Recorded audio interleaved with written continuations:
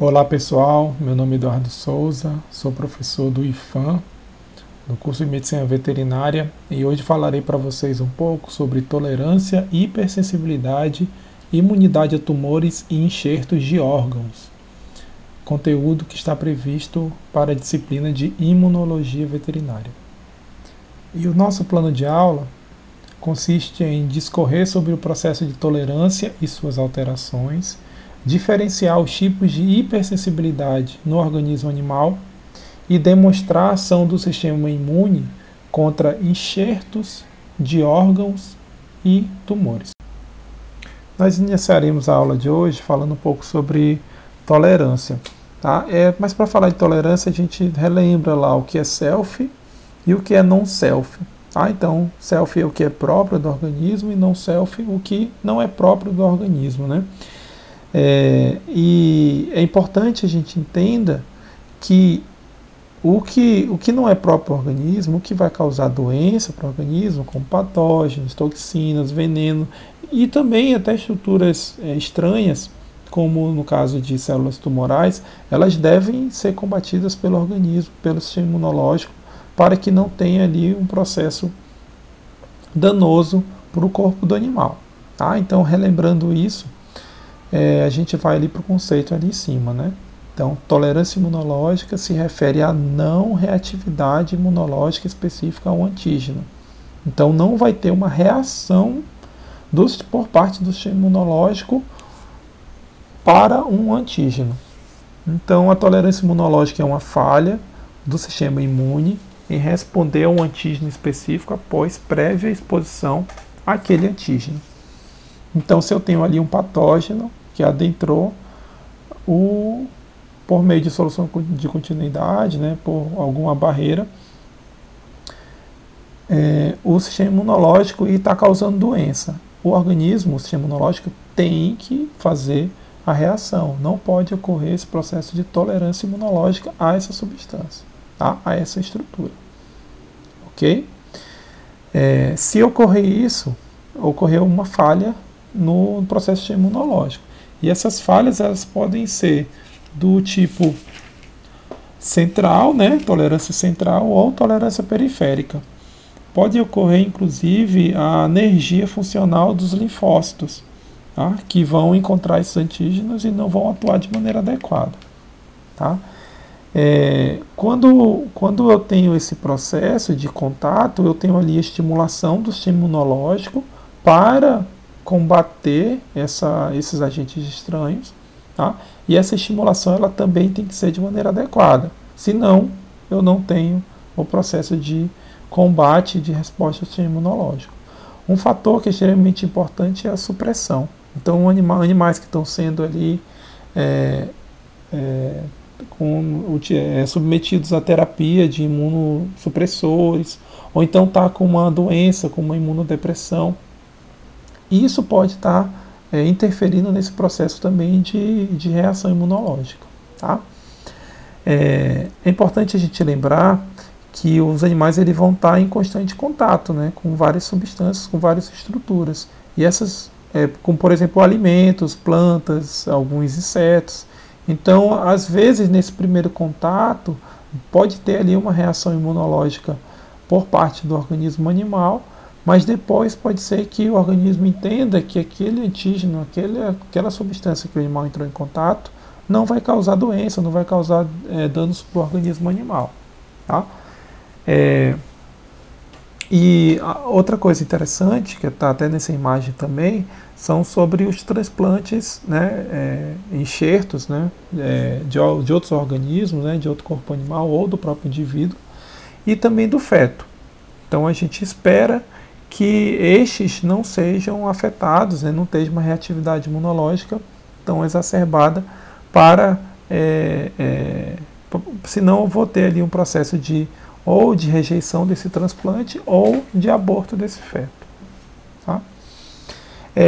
Indo mais para baixo da imagem, a gente vê ali um processo de susceptibilidade. Tá? Então nós temos organismos, indivíduos que podem ser mais susceptíveis a esse processo de tolerância. Tá?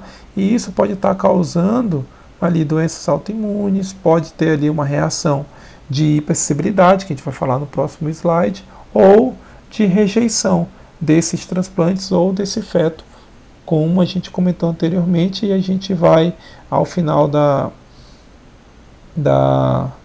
dessa aula, a gente vai falar um pouquinho mais, tá? Então, de maneira geral, é importante a gente focar ali, observar bem essa imagem, entender que ela é uma balança, né? Esse processo de tolerância do sistema imunológico, tá? De ele conseguir entender o que vai fazer mal para o organismo animal e como que vai ser esse combate. E não deve ocorrer essa tolerância imunológica a antígenos que vão causar doença. Isso nada mais é do que um processo de falha do sistema imunológico animal. Tá? E o clínico, o pesquisador, o médico veterinário, ele tem que estar bastante atento para isso. Tá? E agora que a gente já falou um pouquinho sobre tolerância para vocês, vamos falar sobre hipersensibilidade. Então, hipersensibilidade, como a própria palavra diz, então nós temos ali uma reação excessiva, eu vou ter uma sensibilidade exagerada, exacerbada. Esse processo de hipersensibilidade é indesejável, que vai causar danos, vai ser desconfortável e às vezes pode causar óbito do animal. E são produzidas pelo sistema imune normal do animal. Então, vou ter uma reação do sistema imunológico a essas substâncias.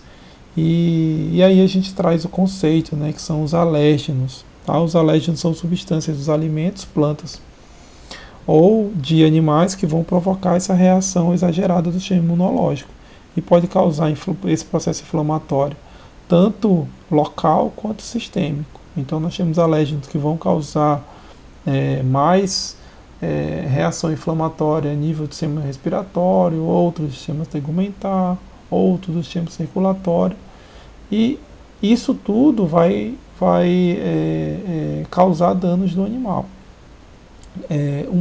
Uma das consequências é a anafilaxia, ou seja, o choque anafilático, que nada mais é do que a reação de hipersensibilidade aguda, superaguda, né, que vai agir rapidamente no organismo animal e pode ser fatal, e vai envolver a liberação de mediadores de células, né, de mastócitos, basófilos, e também haverá o recrutamento de células inflamatórias para o local, assim como substâncias pró-inflamatórias. Então, nas imagens, a gente consegue observar, nas imagens da direita, a gente consegue observar, por exemplo, aí 2 cães acometidos por intoxicação decorrente por picada de abelha. Um ali com grau, o de cima, né, com grau um pouquinho mais leve, ali com edema facial, e o de baixo já com vários pontos de picada dessa abelha no seu organismo, causando ali um processo inflamatório bastante intenso, sistêmico. E aí o organismo, na tentativa de eliminar essa apitoxina, toxina da abelha, vai causar uma reação inflamatória que pode inclusive ter a consequência lá, o choque anafilático que a gente comentou anteriormente. Tá? Então, clinicamente, é algo que a gente tem que agir de maneira muito rápida, porque o animal simplesmente pode parar de respirar, pode ter ali um problema sistêmico mais grave, tá? Por conta desse choque anafilático. Na outra imagem, a gente pode observar ali 2 testes alérgicos cutâneos. Então, esses testes alérgicos, eles são profiláticos, né? São a fins de diagnóstico de alguma suspeita de algum alérgeno que o animal está tendo contato e está desencadeando um processo inflamatório. E esse teste alérgico nada mais é do que a aplicação de uma pequena dose, uma pequena quantidade de vários antígenos, e após um tempo é realizada a leitura para saber se houve ou não essa reação alérgica nesse local. Então, normalmente se aplica uma substância que o clínico, o médico veterinário ou o tutor, o proprietário, ele suspeita que está causando esse processo inflamatório. Então, quando a gente faz uma correlação com essas 2 imagens, a gente está ali tendo na imagem de baixo, né, na leitura, alguns pontos que houve ali uma reação inflamatória. E vocês percebam que posso ter mais de um ponto de reação inflamatória. Então fechando aí, é possível que eu tenha ali uma reação inflamatória, né, no local estou tendo uma reação inflamatória e que esses antígenos podem causar o processo de hipersensibilidade. Agora, muito cuidado, principalmente com animais filhotes ou animais que se mudaram, né, de região, de local, de cidade, que essa leitura ela pode ser um falso positivo. Ou seja, o animal ele está tendo contato pela primeira vez com aquela substância, com aquele antígeno. Então é possível que nesse primeiro contato, lá fazendo uma correlação lá com o primeiro slide de tolerância, esse primeiro contato haja uma reação inflamatória maior. Tá? E animais filhotes, esse primeiro contato com antígeno não é mais comum, né? Tanto que a gente acaba nem recomendando tanto, a não ser se for extremamente necessário, esses exames em animais filhotes, tá? Devido a ter essa época realmente de contato antigênico, tá? E nessa tabela, que ela é bastante didática, ela traz os 4 tipos de hipersensibilidade relatados aí pelo McGavin, 2013. Então, nós temos aí a hipersensibilidade do tipo 1, que ela vai ser mediada por imunoglobulinas do tipo E, tá? O antígeno vão ser alérgenos, vai causar como desordem a anafilaxia e também alergias atópicas. E como vai funcionar esse mecanismo do sistema imunológico? O sistema imunológico vai produzir imunoglobulinas E, vai fazer liberação de substâncias vasoativas, tá? E aí vai ter recrutamento aí das células inflamatórias para o local, tá? Que aí a gente chama de reação de fase tardia, tá? As lesões patológicas encontradas podem ser vasodilatação, edema, contração do músculo liso, produção de muco e inflamação, tá? Então, a hipersensibilidade tipo 1, ela é bastante comum, tá, na medicina veterinária. Diga-se de passagem, há uma alta demanda na rotina clínica do médico veterinário e, correlacionando com o slide anterior, um animal que é picado por abelha, por exemplo, ali ele está tendo uma hipersensibilidade do tipo 1. Tá? A hipersensibilidade do tipo 2, menos comum na medicina veterinária, quando a gente compara com a tipo 1, tá? Ela tem como componente imunológico a IgG e IgM, tá? O antígeno vão ser receptores da superfície celular ou da célula de antígenos. A desordem encontrada vai ser anemia hemolítica autoimune. E como que vai ocorrer esse mecanismo? Vai ter a produção de monoglobulina G e M. Essas vão se ligar ao antígeno e vai realizar ali a ação do sistema complemento junto aos leucócitos para realizar esse mecanismo. Tá? E como a gente vai encontrar a lesão patológica? Através da morte celular, através da lise celular e o processo inflamatório. Como eu disse anteriormente, não é muito comum esse tipo de hipersensibilidade, todavia é importante passar para vocês aí o conteúdo. Tá? O terceiro tipo, essa também não é tão comum, tá? E ela é bem interessante, que ela tem a ver com doença autoimune. A gente vai trazer esse assunto de volta quando a gente for falar sobre lúpus, tá? Mas o componente imunológico dela é IgG e IgM também. O antígeno encontrado é um antígeno solúvel, tá? Por exemplo, antígenos bacterianos e virais. A desordem de protótipo que a gente vai observar aí, lúpus eritematoso sistêmicos, tá? Glomerulonefrite, doença do soro, reação de Arthus. E como vai funcionar esse mecanismo imune? Vai ter a deposição de complexo antígeno-anticorpo. Vai ter ação do sistema complemento e recrutamento de leucócitos também para o local. tá? Além disso, vão ser liberadas moléculas tóxicas no local. O que vai ser observado com essa reação inflamatória? Vasculite, ou seja, inflamação ali dos vasos, tá? Do tipo necrosante, e um processo inflamatório, tá? Essa hipersensibilidade tipo 3, como eu comentei anteriormente, não é tão comum, mas é importante que a gente observe também como funciona, tá? E por último, e esta sim é importante também para a gente, assim como a hipersensibilidade tipo 1, é a hipersensibilidade tipo 4, que ela é mediadora de células. Quem vai agir ali principalmente é o linfócito T. Então vejam aí que não é mais imunoglobulina que vai agir, nesse caso é o próprio linfócito T. Os antígenos são antígenos solúveis, né, bacterianos, virais ou de contato ou associados à célula. A desordem encontrada a dermatite de contato, rejeição a transplante, tuberculose, algo extremamente importante que eu vou já falar, doenças alérgicas crônicas. Então, como vai ocorrer? Os linfócitos T vão ser ativados para o local, vai ter liberação de citocinas e ativação de macrófago, que vão atuar no local, inclusive células dendríticas também, e vai realizar ali o processo de citotoxicidade pelo linfócito T. O que a gente vai observar no local? Infiltrados celulares, edema, destruição celular e formação de granuloma. Tá? Então, trazendo aí, falando um pouco sobre a tuberculose. É uma das formas, inclusive, de diagnóstico e de observação da tuberculose. Tá? Então, é importante esse processo de hipersensibilidade, todos os 4, também a nível de diagnóstico.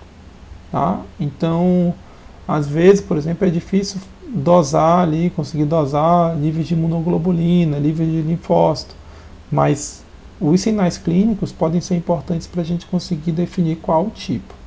Tá? Então, em resumo, a hipersensibilidade do tipo 1, a gente vai encontrar ali processos anafiláticos.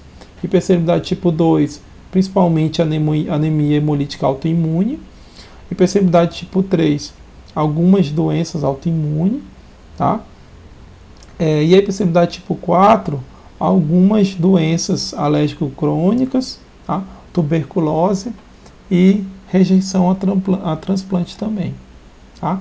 Eu peço que vocês façam a leitura mais uma vez dessa tabela. Tá? Se vocês puderem, também façam um esqueminha e um mapa mental para absorver bem esse conteúdo. Tá? Dando continuidade, agora a gente vai falar um pouquinho para vocês sobre rejeição a enxertos de órgãos. Tá? A gente sabe que nos últimos anos os avanços cirúrgicos da medicina veterinária permitiu a nossa classe promover o aumento da expectativa de vida dos nossos animais, tanto animais de estimação quanto animais de produção e animais silvestres. Há um desafio muito grande, principalmente nessa área. Todavia, há uma expertise adquirida, como eu falei, nos últimos anos. Tá?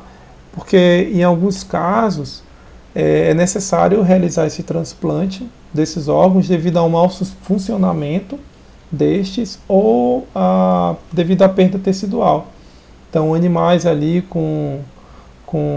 que tiveram fraturas, com eletrocução, e aí com isso a gente teve até o aumento da expectativa de vida desses animais. Tá?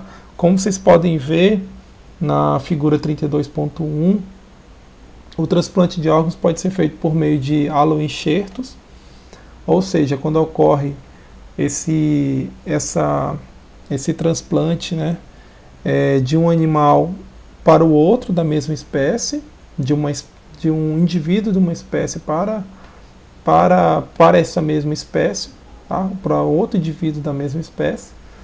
Por exemplo, aí, transplante renal, transplante de medula óssea. Tá? O outro tipo é o autoenxerto, quando esse processo vai ocorrer no mesmo indivíduo, para o mesmo indivíduo. Então a gente pode ali tirar uma porção da pele do animal e utilizar em outra parte. Tá? Eu posso, por exemplo, o animal está com uma neoplasia Eu posso retirar esse local que está tendo neoplasia, eu posso fazer um preenchimento com tecido nesse local, com outro tecido saudável nesse local. Tá? E o outro tipo é o xenoenxerto.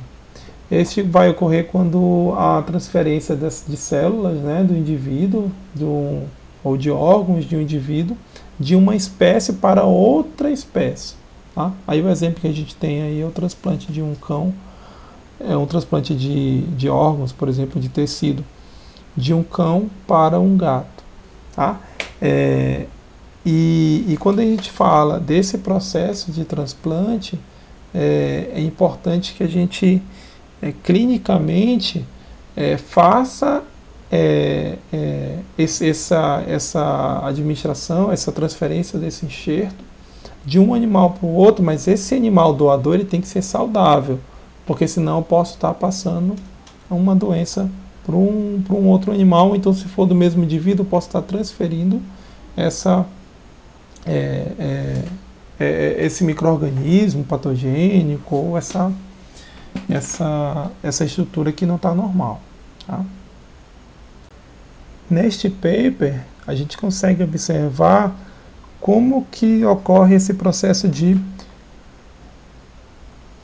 ação do sistema imunológico do animal que vai estar recebendo esse enxerto. Então, quando ocorre essa técnica, há chance de rejeição dessa nova estrutura implantada, principalmente em casos de xeno e aloenxerto. E aí é uma questão lógica, né? A gente deve entender que o sistema imunológico ele vai identificar essa estrutura estranha e vai realizar esse combate e tentativa de eliminação desta estrutura recém-implantada. No caso de autoenxertos,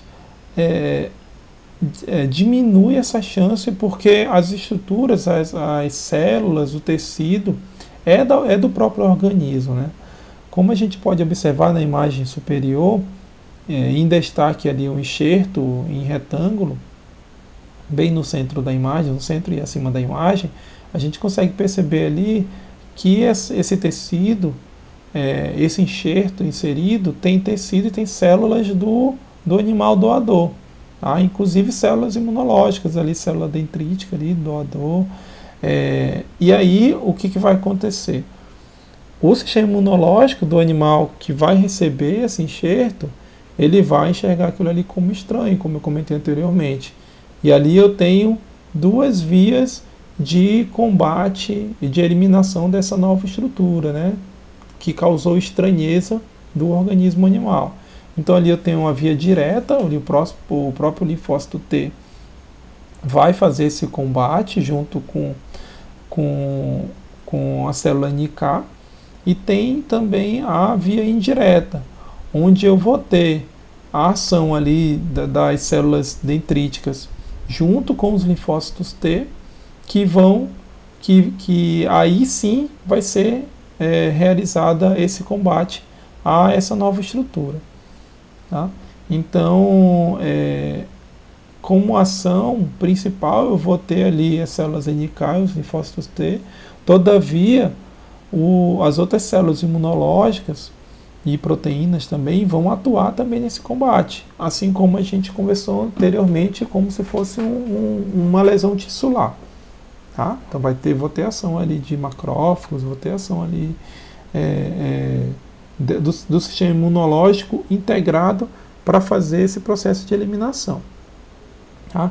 E na imagem de baixo a gente consegue observar que inclusive após semanas a gente pode ter ação de anticorpos, tá? Para que ocorra esse processo de rejeição, caso não seja uma rejeição ali muito intensa. Tá? Então é importante entender também isso, né? Às vezes eu vou ter uma rejeição ali muito rápida, né? Uma rejeição hiperaguda, em poucas horas eu tenho ali um processo inflamatório que pode evoluir para uma necrose, tá? Mas eu também posso ter isso tardiamente devido à ação do sistema imunológico. Tá? Então, Mais uma vez, né, como vocês podem observar na imagem superior, então linfócitos T, N e K e células dendríticas vão atuar nesse combate, tá? E posteriormente vão ser gerados anticorpos, tá? E aí, como o organismo animal ele tende a querer realmente combater esse enxerto, uma das formas de evitar essa rejeição é por meio de radiação ou até mesmo o uso de fármacos imunossupressores do sistema imunológico. Então, a partir do momento que eu estou ali suprimindo o sistema imunológico, fazendo com que ele não atue, ou ele atue de maneira mais branda, né, mais fraca, vai fazer com que essa estrutura seja menos lesada, digamos assim, e eu tenho ali o processo de vascularização, o processo de integração o novo organismo no qual foi inserido esse enxerto. Tá? Todavia, é possível que não ocorra, né, não tenha sucesso, tá, nessa técnica, e aí pode ocorrer inclusive o que a gente chama de doença do enxerto versus hospedeiro. Tá? Ou então até mesmo necrose do local, processo de degeneração ali naquele ambiente. E aí lembrando, é uma lesão tissular, então posso ter ali uma infecção bacteriana secundária, uma infecção fúngica secundária, inclusive, dependendo da situação, o próprio organismo ele pode fazer um processo de cicatrização entre o tecido do animal receptor, né, do animal que recebeu esse enxerto, e o animal que foi realizado e o enxerto, né, do doador. E ocorre inclusive ali o processo de cicatrização, principalmente em pele, pode acontecer isso. E depois de semanas e meses, esse enxerto ele acaba sendo expulso do organismo animal e age ali um processo de cicatrização por segunda intenção. Tá? Então isso tem que ser bastante acompanhado, porque se eu tenho um enxerto que ele não está mais viável, ali já tem um processo de gangrena, de necrose, um processo já degenerativo. Este enxerto ele pode servir também de meio de cultura para micro-organismos patogênicos. E pode causar, inclusive, até o processo de septicemia. Então, esse acompanhamento ele tem que ser bastante eficaz por parte do clínico médico veterinário. Tá? E, mais uma vez, lembrando que imunossupressores ele vai deixar também o organismo mais exposto a possíveis infecções.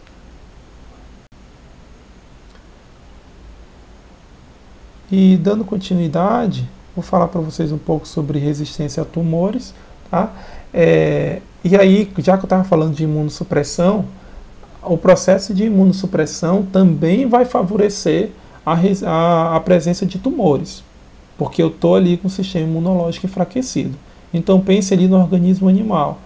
O organismo animal, hora ou outra, ele vai estar produzindo células antigenicamente diferentes das células normais, células anormais, ou seja, células tumorais. E essas células, elas são combatidas pelo sistema imunológico. Então, se eu tenho um processo de imunossupressão, eu posso estar aumentando a possibilidade de eu ter células anormais no meu organismo, né, no organismo animal.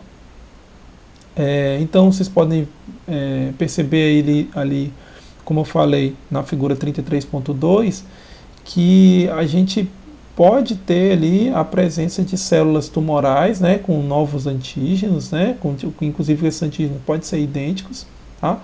E podem ocorrer dois processos ali, tá? Dessa transformação maligna, por meio de vírus oncogênicos, tá? E também por meio de carcinogênese química. Tá? E a idade do animal pode favorecer, o estilo de vida do animal, o tipo de dieta, tá? Todos esses são fatores predisponentes para isso. Tá? Do lado aí da seta a gente consegue perceber ali uma massa tumoral na cavidade abdominal de um cão devido a tumor venéreo transmissível. Tá? E esses antígenos, eles podem ser de vários tipos das células tumorais, né? Eu trouxe só alguns exemplos que o Tissa traz para a gente. Tá? Então, ali, antígeno de diferenciação, tá? Proteínas mutadas, proteínas codificadas por vírus, antígenos tumorigênicos, né? Quantidades excessivas de proteínas normais. Tá? Então, isso tudo o organismo vai identificar com estranheza, né? Com uma substância estranha, e pode agir, e esse organismo pode agir justamente para combater a presença desses tumores.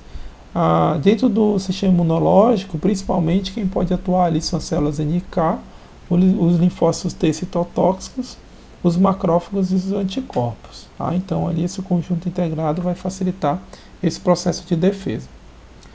Dando continuidade a esse processo de defesa, nós temos ali aqui na imagem da esquerda como que funciona esse curso cronológico.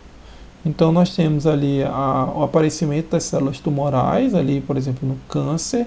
Então eu vou ter uma reação inflamatória, imunológica, patológica, fisiológica, e ali nesse processo eu vou ter o processo de identificação, né?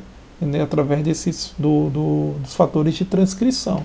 Então, uma vez identificadas, eu tenho ali liberação de comunicadores celulares, por exemplo, quimiocinas, citocinas e também de prostaglandinas, o recrutamento de células inflamatórias para o local e o processo inflamatório relacionado com o câncer. Tá? Lembrando que células cancerígenas são, uma vez bem estruturadas, elas são bem difíceis de serem destruídas pelo organismo animal.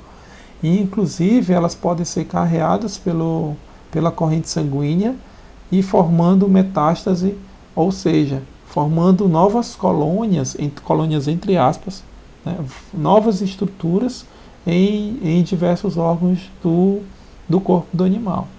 Tá? Então, esse ciclo ele é extremamente importante para este processo. Por isso que acaba sendo, vocês percebam aí que é um ciclo também contínuo. Tá? Por quê? Porque vão estar surgindo novas células e essa resposta imunológica ela vai ser constante. Nas figuras 33.5 e 33.3, a gente observa a forma que o sistema imunológico pode tentar resistir a esses tumores, ou conseguir, né, resistir a esses tumores. Então, nós temos ali na figura de cima uma célula tumoral e os agentes tentando combater esse processo. Então, ali as células NK, macrófagos ativados, células reguladoras reprimidas, tá? Células citotóxicas também, tá? E imunotoxinas, tudo isso para tentar combater. E não só,